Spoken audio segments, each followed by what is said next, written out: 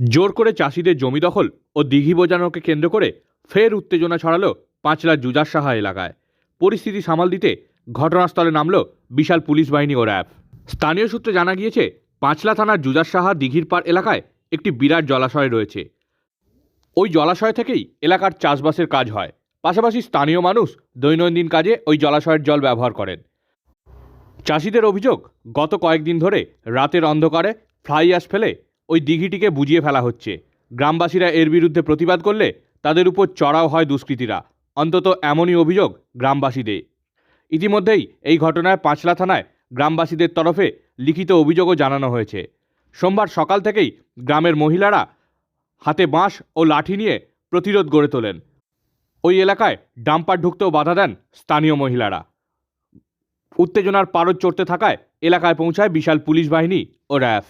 চাষবাস এই জলটা নিয়ে তৈরি হয়, আমাদের সব কিচ্ছু করে দিচ্ছে, জল বন্ধ করে দিচ্ছে। আমরা কোথায় যাব, কি খাবো? আমাদের এইটা নিয়ে সব কিছু। আমাদের স্বামীরা ছেলেরা চাকরি বাকরি নেই, আমাদের ছেলেরা এইসব চাষবাস করে খায়। আমার ছেলেরা কোথায় যাবে বলে? বাচ্চা কাচ্চা নিয়ে কোথায় যাবে? আপনাদের উপর কি অত্যাচার করছে? আমাদের অত্যাচার জোর জবরদস্তি কেড়ে নিচ্ছে, কেড়ে নিয়ে মারধর করছে, ছেলেদের টেনে ফেলে দিচ্ছে, ছুঁড়ে ফেলে দিচ্ছে। হ্যাঁ হ্যাঁ, মহিলাদের অত্যাচার করছে। হবে এটা কেন চলবে? জলের সমস্যা। খলিল কালকে এসে মেম্বার দাঁড়িয়ে থেকে, প্রধান আসেন, মেম্বার দাঁড়িয়ে থেকে আমাদের মেয়েদের উপর অত্যাচার করা হয়েছে। এইগুলো সব চাষ ছিল, সব ঢাকা দিয়ে দিয়েছে। সব আলু চাষ ছিল, কপি বসানো হয়েছিল, সব ঢাকা দিয়ে দিয়েছে। দিঘিতে সব আমাদের জল মানে সমস্ত কিছু ব্যবহার করা হয়, দিঘি পুরো বন্ধ করে দিচ্ছে। এখানে ঠাকুর পুজো হয়, আমাদের ঘাট সরা হয়, চান করা হয়, সমস্ত কিছু দিঘির জলেই করা হয় সারা বছর। এখানে কলের কোনো ব্যবস্থা নেই। কল 3টে কল আছে। গরিব মানুষরা ওই খালের জল দিয়ে এদের চাষবাসই মূল জীবিকা। দেখতে পাচ্ছেন সমস্ত যারা রয়েছে সব চাষি পরিবার। এদের যে মূল জীবিকা চাষ, সেইটাকে পুরো বন্ধ করে দেওয়ার জন্য এখানে খালটাকে পুরো বুঝিয়ে দেওয়া হয়েছে। আপনারা দেখতে পাচ্ছেন, যতদূর আপনাদের ক্যামেরা যাবে দেখতে পাবেন পুরো খালটাকে কিভাবে বোঝানো হচ্ছে। দেখি এটা।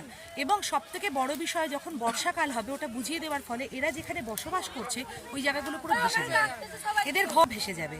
তো এই মহিলারা দীর্ঘদিন থানায় জানায়, প্রশাসন একদম নিষ্ক্রিয়, এখানকার পঞ্চায়েত বিডিও সমস্তটাই নিষ্ক্রিয়। এবং এগুলো সমস্তটাই খলিল নামক একজন এখানকার পঞ্চায়েতের বোধহয় উপপ্রধান, তার নেতৃত্বে পুরো চলছে। এবং ওনাদেরকে এখানে ডেকে নিয়ে আসা হয়েছিল পরশুদিনকে, যে চলুন ব্যাপারটা মীমাংসা হবে, কিন্তু বাইরে থেকে বহিরাগত গুন্ডাকে এখানে নিয়ে আসা হয়েছিল, সঙ্গে করে নিয়ে আসা হয়। এরকে অত্যাচার করা হয়, মারধর করা হয়, মহিলাদের ব্লাউজ ছিঁড়ে দিয়েছে, কোনো বয়স্ক মহিলা তার চোখে আঘাত, আপনারা দেখতে পাবেন সব মায়েদের, বাচ্চাকে কোল থেকে ছুঁড়ে ফেলে দিচ্ছে।